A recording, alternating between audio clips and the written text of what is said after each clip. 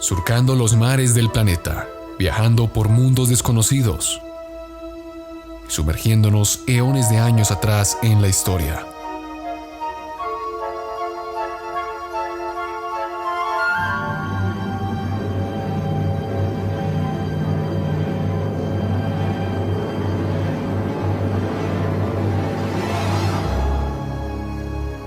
Bienvenido, estás a bordo del Nostromo.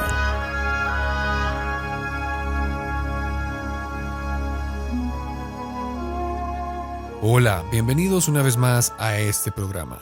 Normalmente este espacio lo utilizo para dejar una pequeña reflexión, pero el día de hoy nos espera un programa bastante largo, un programa con bastante contenido. Por lo tanto, solo quiero decirles que en estos tiempos de cuarentena, por favor, cuidémonos y reunámonos más como familia, porque el tiempo que perdimos durante mucho tiempo como estudiantes, como trabajadores, tal vez como cabezas de hogar, podemos recuperarlo el día de hoy. Podemos recuperarlo porque ya no hay excusa para poder pasar tiempo con aquellos que más nos aman, que más nos quieren. Así que en esta época de cuarentena, reunámonos todos y, ¿por qué no?, escuchemos este programa todos en familia. Saludos tripulantes, bienvenidos a bordo del Nostromo.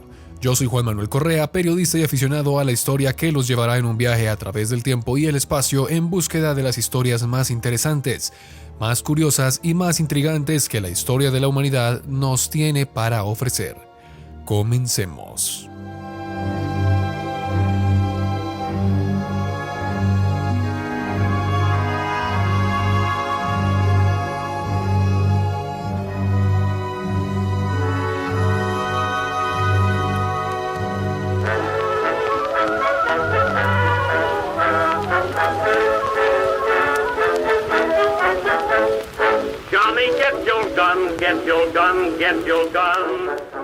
Y continuamos con nuestra miniserie de 2 partes acerca de las distintas tropas coloniales que pelearon en la Primera Guerra Mundial en ambos bandos. En el episodio anterior, por si no lo ha escuchado, hablamos acerca de las tropas coloniales que pelearon del bando de las potencias centrales, es decir, Alemania, el Imperio Austrohúngaro y el Otomano. Si no ha escuchado el episodio anterior, le recomiendo que pause este video del día de hoy. Vaya a verlo, vaya a escucharlo, porque en esta ocasión muchas de las cosas que vamos a tratar tienen sus bases en algunos principios que ya habíamos hablado en el episodio anterior, como la Conferencia de Berlín, el imperialismo del siglo XIX y ciertos tintes de esclavitud.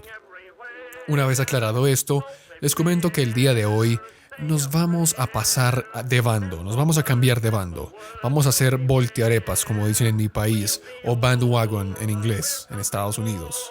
Porque hoy echaremos un vistazo a la estructura de la tropa colonial de la Triple Entente, es decir, Reino Unido, Francia, Rusia y Estados Unidos, junto con otro montón de países, pero principalmente estos. Hablaremos de algunos casos, sobre todo de los 2 primeros que acabo de mencionar, es decir, Francia y Reino Unido, los cuales eran las grandes hegemonías y las que más poder tenían durante la época, con presencia colonial en gran parte del mundo.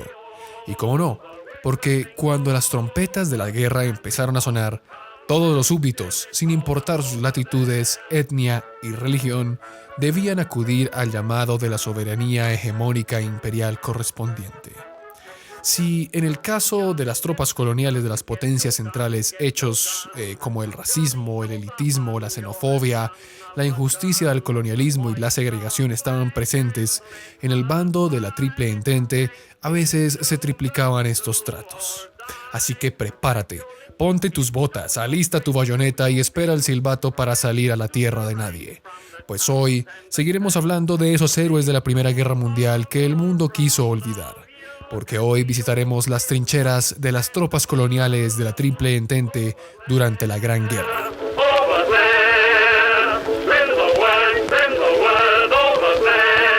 Como ya hemos explicado en el capítulo anterior, esta guerra no se limitó solamente a Europa. Cientos de miles de hombres de distintas latitudes fueron a pelear al viejo continente en nombre de las distintas hegemonías europeas, y algunos de estos hombres llegaron incluso desde el norte africano francés.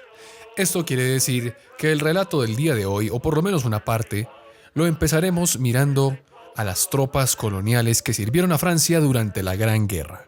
Ahora, no estoy hablando de todo el norte de África, hablo de la parte del Magreb, que es Algeria, Marruecos y Túnez, que hacían parte de las colonias francesas en el norte de África.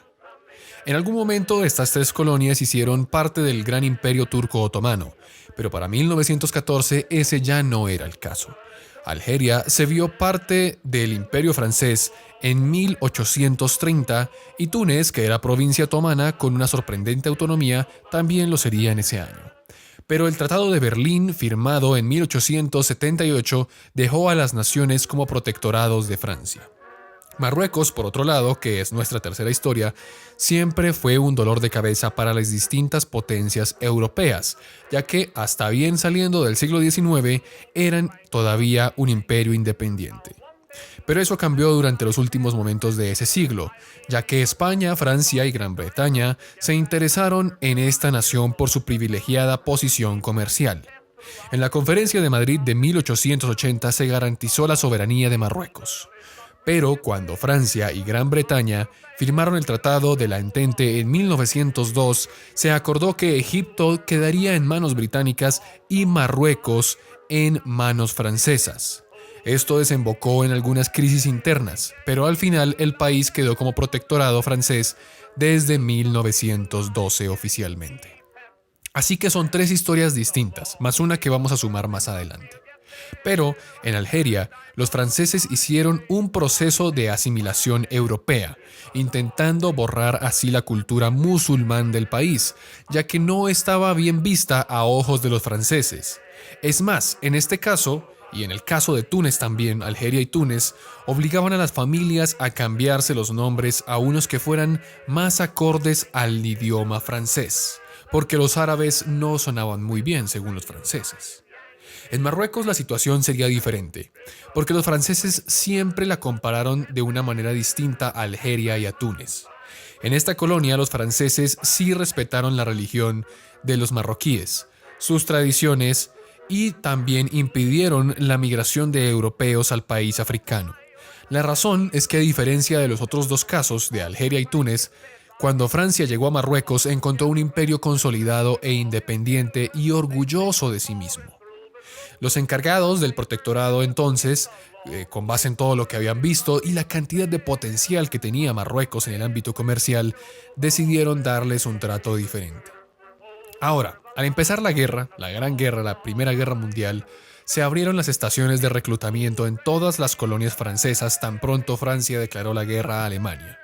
Por ejemplo, en el Magreb francés, en las colonias que le acabo de mencionar, se calcula que asistieron aproximadamente 260.000 hombres, de los cuales 176.000 serían argelinos, 50.000 tunecinos y 34.000 marroquíes. Aquí se ve la diferencia del trato entre las tres colonias. Gran parte de estos soldados eran reclutados, algunos de manera forzosa, los cuales tenían un trato distinto, el cual pues era bastante diferenciado a los que se habían metido al servicio militar de manera voluntaria, que tenían distintos privilegios. A esto se le conoció como l'Armée d'Afrique, la cual también estaba compuesta por un actor africano muy importante de la guerra, que no hacía parte del Magreb francés, sino de un poco más del sur del continente, una nación subsahariana, los tiradores senegaleses, los cuales por supuesto venían de Senegal, otra nación que hacía parte de las colonias de Francia, lo que se le conoció como el África Negra en ese momento. El porcentaje total de muertos de esta gran armada, de la Gran Armada de África de Francia, fue del 14% del total de los soldados africanos que pelearon en la Gran Guerra.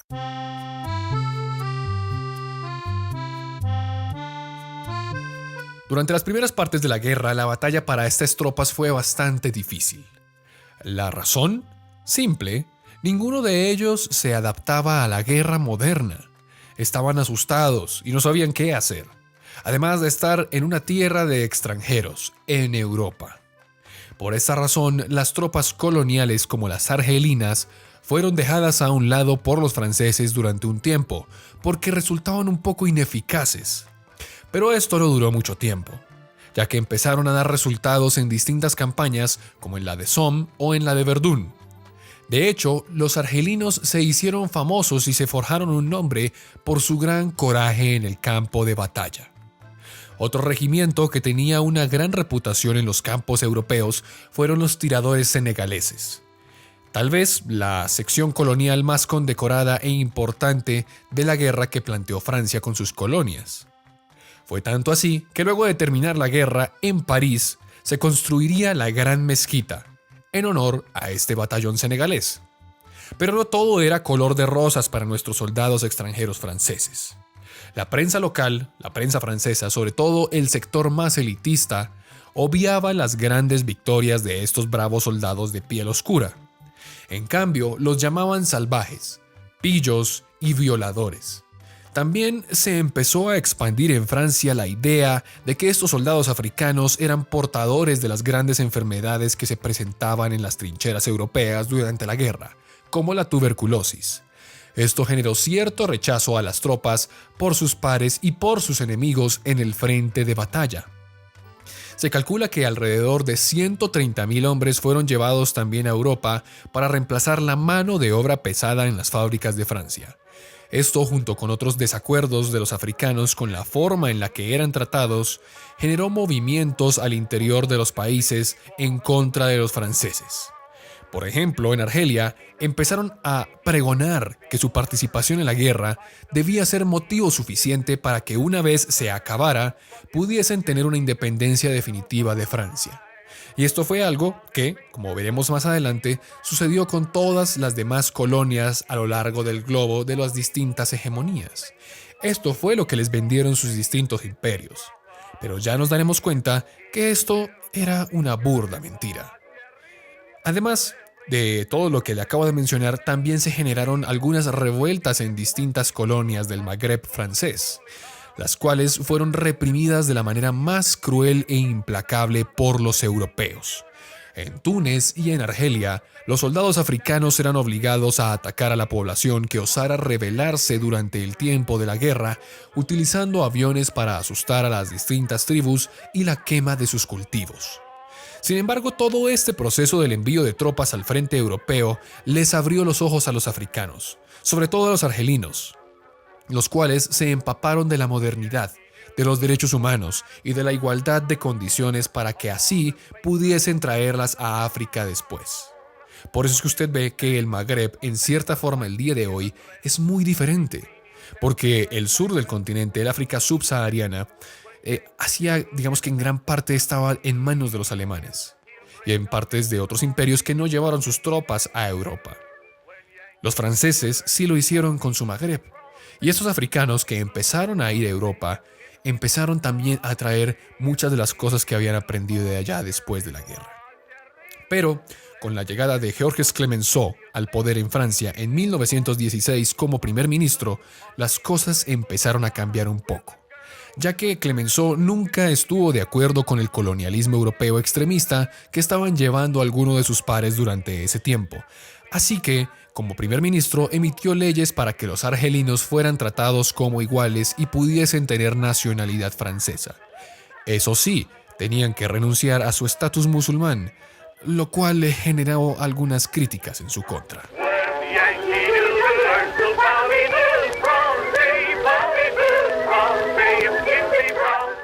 Entonces, en resumidas cuentas, los franceses fueron bastante condescendientes y relativamente justos con sus tropas coloniales durante la guerra.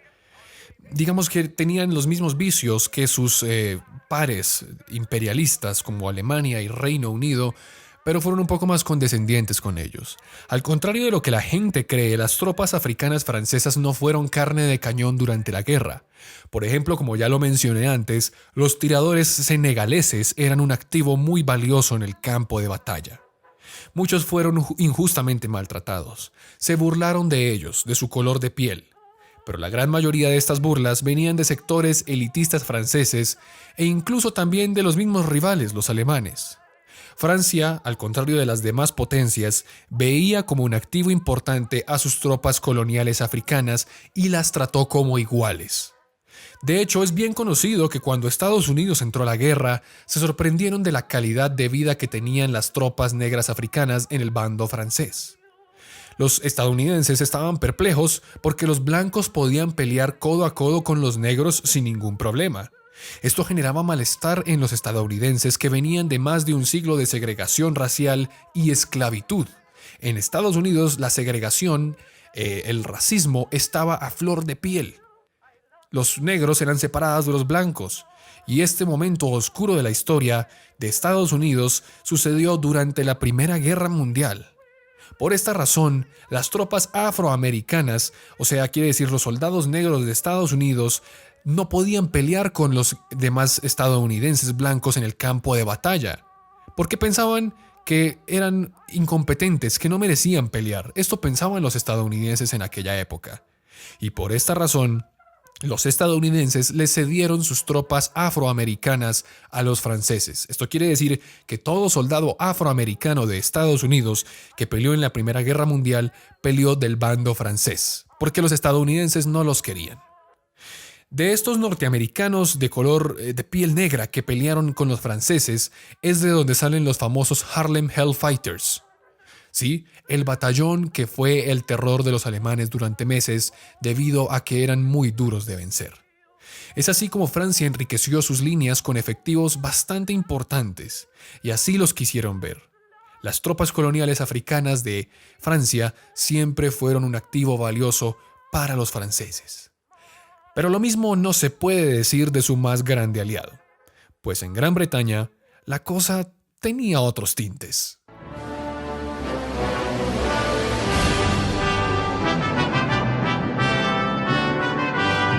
Gran Bretaña fue a la guerra en 1914 con un pequeño ejército profesional diseñado principalmente para vigilar su imperio en el extranjero.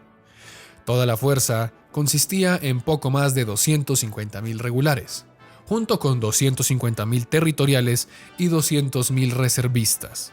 Esto hizo que el Reino Unido tuviera un total de 700.000 soldados entrenados. Esto, en comparación con los ejércitos que reclutaron sus rivales y aliados como Alemania, Francia y Rusia, era muy pequeño. Era demasiado pequeño la cantidad de soldados para lo que se venía. Entonces, ¿qué hicieron? El secretario de Estado de Guerra, el mariscal de campo Lord Kitchener, se dio cuenta de que el conflicto que se avecinaba sería muy largo y en una escala sin precedentes, por lo que Gran Bretaña tendría que crear un ejército novedoso y gigante. ¿De dónde sacaron todo esto? Bueno, primero, miles de voluntarios ansiosos acudieron pronto a poder entrar a la guerra. Pero estos hombres no tenían ninguna formación y resultaban un poco ineficientes en las trincheras. Pasaron sus primeros meses en el ejército aprendiendo los conceptos básicos del soldado. Estos nuevos ejércitos enfrentaron su bautismo de fuego en las batallas de 1915 hasta el 16. Hasta entonces, los soldados regulares, apoyados por los territoriales y reservistas, asumieron el papel principal, mientras que aquellos que se enlistaron no eran tan eficientes. A pesar de la afluencia de voluntarios, los británicos aún necesitaban muchos más hombres. El reclutamiento entonces se introdujo en 1916 y esto eventualmente expandió el ejército a una fuerza de más de 4 millones de hombres al final de la guerra en 1918.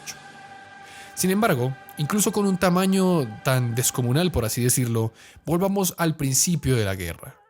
Porque para poder cumplir con todos los compromisos que Gran Bretaña tenía en el frente, no eran suficientes. Durante todo el conflicto fue reforzado por las fuerzas de todo el Imperio Británico, cuyas naciones se comprometieron a apoyar a Gran Bretaña luego de su declaración de guerra contra Alemania en 1914. Fue así como empezaron a llegar de todas partes del mundo hombres que decían defender la corona británica sin ni siquiera haber conocido Londres, hombres que ni siquiera sabían hablar inglés incluso, de los cuales se esperaba que fuesen suficientes para defender a la más grande hegemonía imperial que el mundo conoció jamás.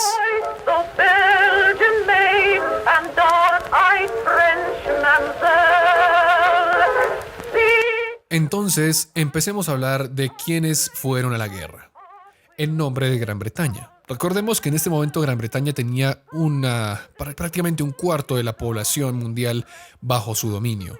Sus colonias más importantes, por supuesto, que hacían parte de una estructura que se le llamó la Commonwealth.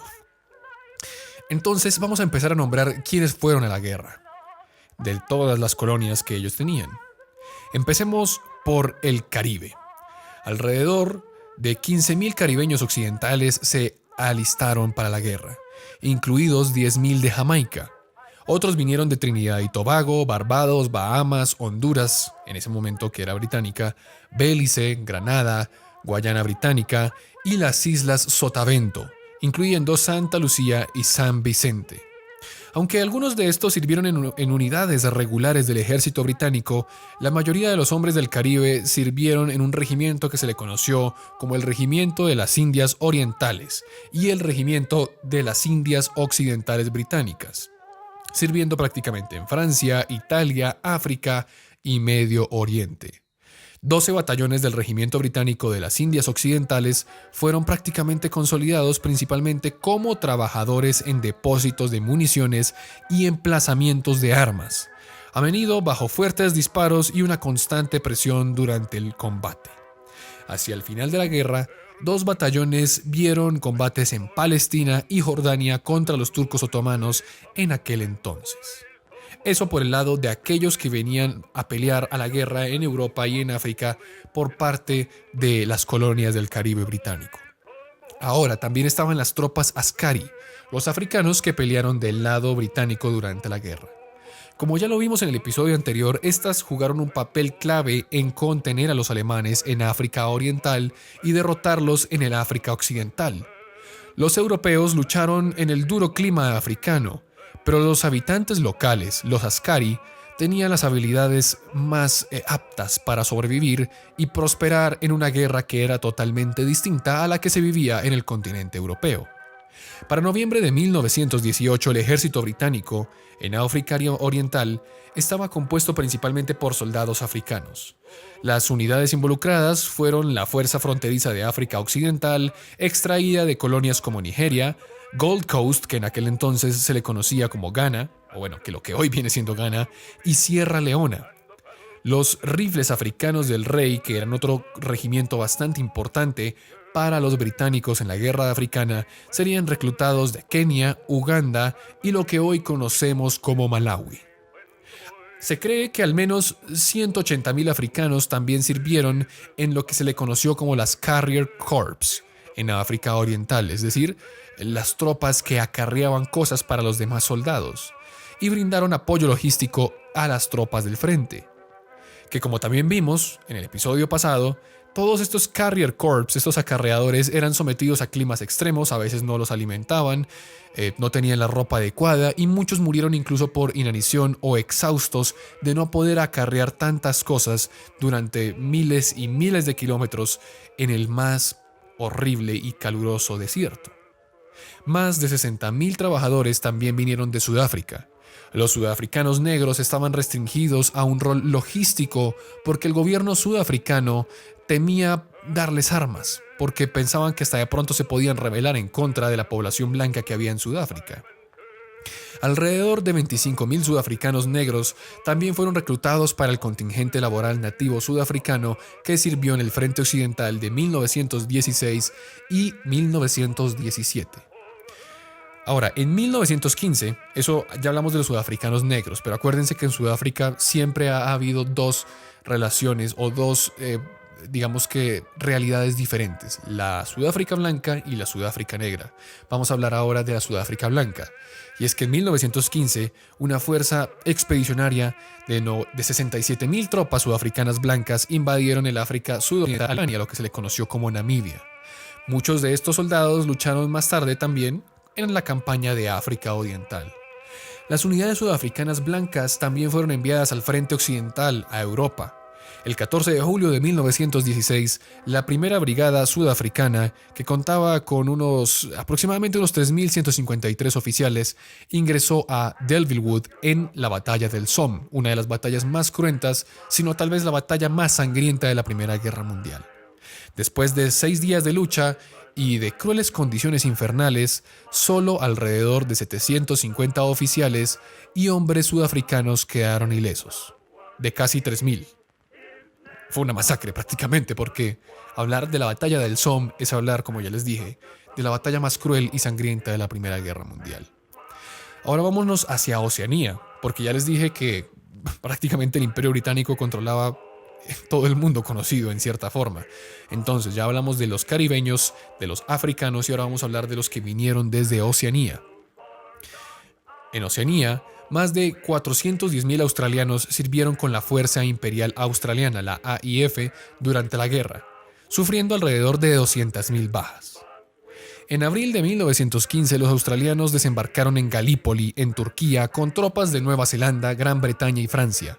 Al año siguiente, las fuerzas australianas también lucharon en la campaña del Frente Occidental y en el Medio Oriente, donde defendieron el Canal del Suez y ayudaron a tomar también el Sinaí.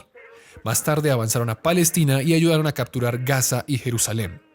En 1918, los australianos también jugaron un papel principal en los decisivos avances aliados en el frente occidental desde agosto hasta el final de la guerra.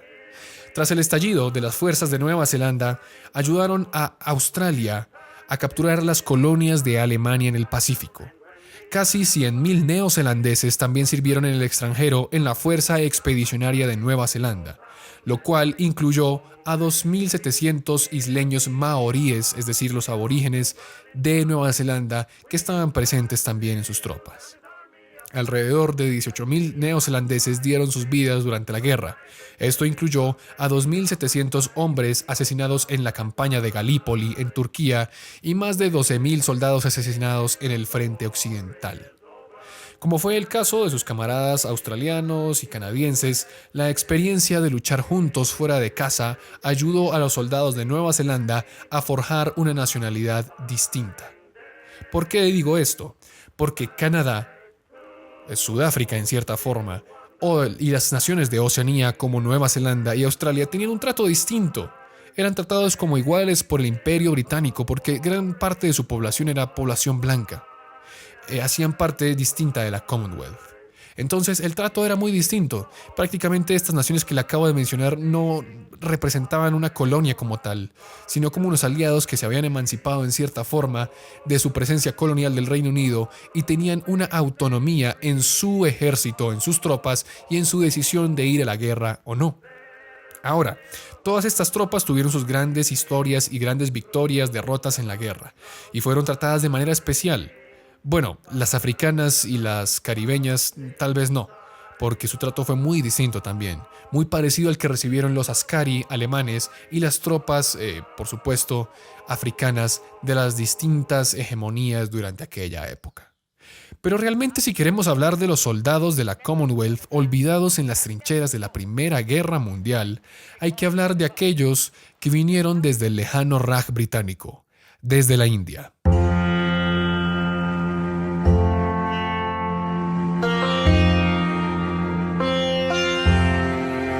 Los soldados del subcontinente indio, es decir, India, Pakistán y Bangladesh, lucharon en todos los principales teatros de guerra e hicieron una contribución decisiva a la lucha contra las potencias centrales. La India era tal vez la joya de la corona británica en sus territorios coloniales. Representaba no solo la mayor cantidad de reservas para tropas, sino que económicamente hablando favorecía de manera inmensa a Gran Bretaña. Por eso, al estallar la guerra, cuando faltaron los recursos y los hombres, Gran Bretaña tuvo que echar mano a las disponibilidades que había en la India, incluso cuando habían distintos movimientos en contra de la dominación imperial en la región.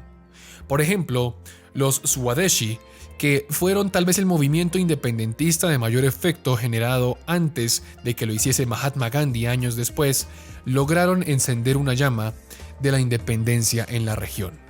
Esto hay que tenerlo muy claro, porque los indios son los primeros en preguntarse si ese cuentazo de la superioridad europea es realmente cierta, porque empiezan a ver algo distinto. Ahora usted me preguntará, ¿por qué empiezan a pensar en esto? Es sencillo, porque la India se empieza a dar cuenta de toda la barbarie y el sinsentido de la Gran Guerra, de la Primera Guerra Mundial, y empiezan a cuestionar si realmente estos bárbaros que se están matando en Europa son realmente superiores y soberanos a los indios. Esta visión plantaría las bases para los movimientos pacíficos gandhianos de la siguiente década. pues estos partirían de la suposición de que si la India se rebelaba de manera violenta de los británicos, estarían copiando la barbarie de los occidentales y no serían nunca libres de manera, digamos que, adecuada de todos estos estigmas europeos. Mira cómo es de diferente el pensamiento oriental que tanto se ha esforzado en machacar las potencias occidentales. Ellos querían una liberación completa, incluso de los estigmas de guerra y de barbarie de los europeos. Ellos querían ser distintos, lo que le llaman la liberación auténtica. Ahora, metámonos un poco más en la guerra. 2 divisiones de infantería y 2 de caballería llegaron al frente occidental a finales de 1914 y finalmente 140.000 hombres del Raj británico vinieron a servir en Europa. Esto significó un gran esfuerzo para la India, o para el Raj, como se le llamaba en aquel entonces, ya que los británicos extrajeron todos los recursos necesarios para el conflicto y a muchos de sus hombres de la India. Y como vimos antes, esto no le gustó a la población india en nada, ya que por ejemplo las quejas de la provincia de Punjab, que era una de las provincias de donde más se sacaron soldados, no estaba de acuerdo con la cantidad de bajas innecesarias en una guerra que ni siquiera les tocaba a ellos de manera tan directa. Este es el relato de la India, y por eso es que es tan importante y tan especial y distinto a todos los demás territorios coloniales durante la Primera Guerra Mundial, ya que el relato de la India es el relato de la inconformidad y de la voz que se levantó para protestar en contra de las políticas colonialistas de la época. Era la voz de todas aquellas colonias que no querían ir a pelear una guerra que no les correspondía. Es en 1915 cuando las tropas indias llegaron a Medio Oriente, donde lucharon contra los turcos otomanos en Palestina y en Irak, lo que se le llamó la Batalla de Mesopotamia. Ese mismo año, soldados del ejército indio lucharon junto a las tropas británicas, australianas y neozelandesas también en la península de Galípoli, Turquía. Pero en 1915 es cuando Mahatma Gandhi empieza sus discursos en contra de la corona británica. Pero, aunque parezca raro, el gran líder indio estaba, o mejor dicho, instaba a sus compatriotas a enlistarse en la guerra. ¿Por qué? ¿Esto no es contradictorio, Juan Manuel, según lo que me estás diciendo, que estaban inconformes y que querían no participar en la guerra? Pero le voy a explicar una cosa. Gandhi, al igual que muchos otros líderes de las colonias alrededor del mundo, pensaban que si sus países mostraban lealtad a las potencias europeas durante la guerra peleando de su lado, serían recompensados con su emancipación, con su independencia. Esto era lo que pensaba Gandhi que iba a pasar con la India.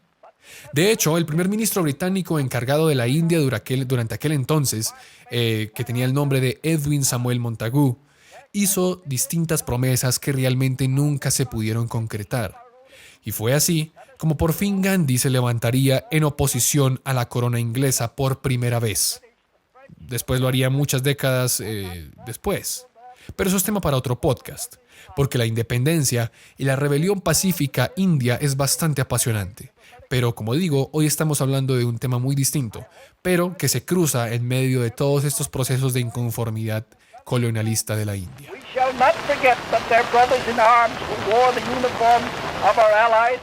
Y esto fue todo por el día de hoy. Un episodio largo pero sustancial. Hoy vimos 2 caras distintas, Francia y Reino Unido.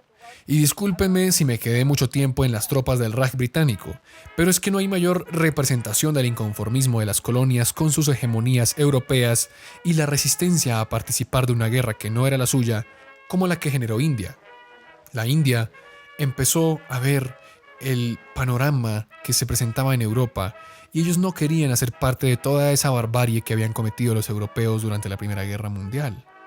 Ese paradigma de que el europeo era superior, que era más ilustrado, que eran más caballeros, estaba quedando en entredicho y esto fue lo que empezó a plantear las bases para que la India pudiera independizarse muchos años después. En el próximo episodio vamos a irnos un poco atrás en la historia.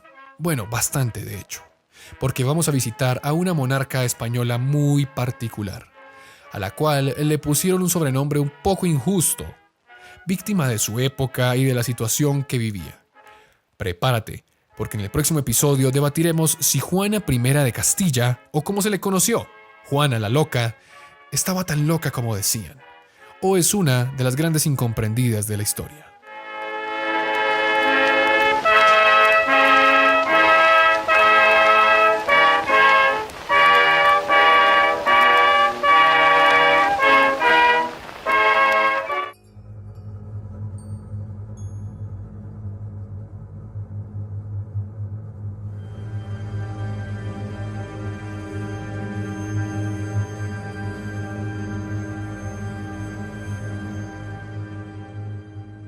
Y así llegamos al final de nuestro episodio del día de hoy. A continuación vamos a leer algunos de los comentarios que nos dejaron en el episodio anterior, en la primera parte de las tropas coloniales de la Primera Guerra Mundial. Nos escribe Gonzalo Aguilar y nos dice: excelente video, güey. Siempre cuando veo un video tuyo parece que estoy viendo un documental de alta calidad. Seguiré esperando el video del Raj británico, o sea, la historia de la India. Bueno, Gonzalo, no había leído tu comentario sino hasta que empecé a escribir el guión, pero hoy hablamos del Raj británico, por supuesto. No tal vez la historia que estás esperando, pero sí una parte de lo que fue el Raj británico durante la Primera Guerra Mundial y que, como ya dije, planteó las bases para la independencia, para lo que vendría haciendo después los movimientos de Mahatma Gandhi y todos esos movimientos de rebelión pacífica y de protesta pacífica.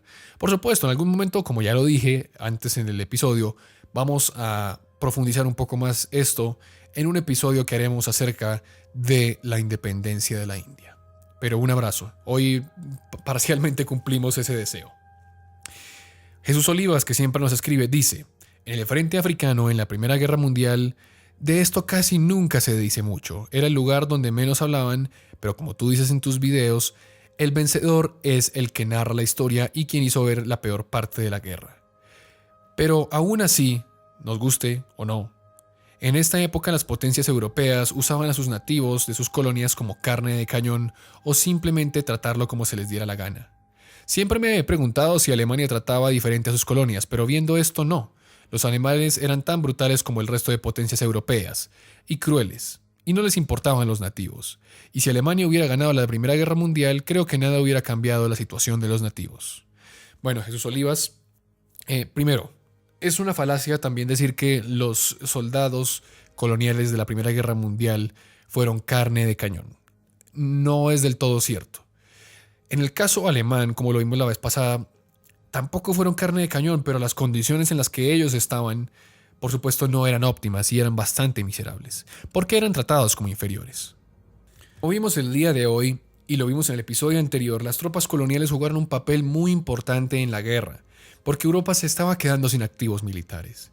Y las victorias de los askari británicos y de los askari alemanes también supusieron un peso muy importante en la guerra. Ya vimos que en el episodio pasado definimos que prácticamente la guerra africana de Alemania en el continente de África se libró por medio de sus askari y fueron bastante relevantes, tenían, digamos que, posiciones importantes.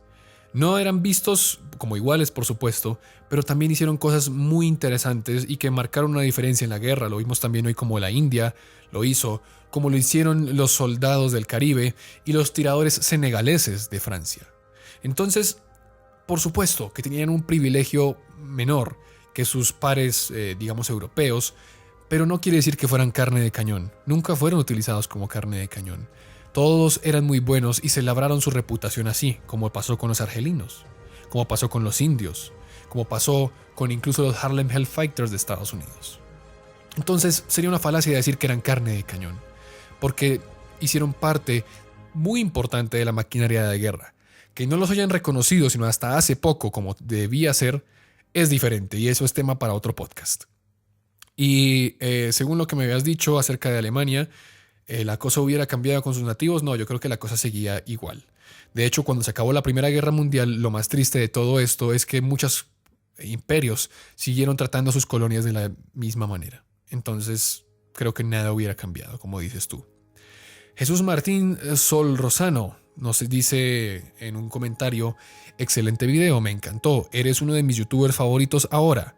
Sigue así, tienes mucho futuro y por cierto me gustaría de que hablaras sobre la guerra de Vietnam, la gran derrota estadounidense. Me gustaría que hablaras de ella como próximo tema. Muchas gracias. Bueno, Jesús Martín, tengo planeado algo de la guerra de Vietnam, pero no quiero tocar lo mismo que toca todo el mundo. Entonces estoy mirando cómo enfocarlo, cómo redireccionarlo y en un futuro, por supuesto, hablaremos acerca de la guerra de Vietnam, que es muy importante. Bastante importante, y que tiene que ver con todos estos movimientos colonialistas e imperialistas que hablamos el día de hoy.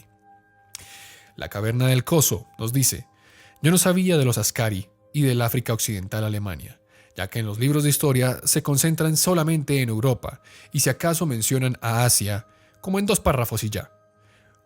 Esto se pondrá bueno en la parte de los aliados, ya que desde antes de la Primera Guerra Mundial hasta los años 90, las colonias inglesas y francesas en África eran tratados de manera horrible, con la esclavitud, las mutilaciones a los trabajadores, la cacería de personas.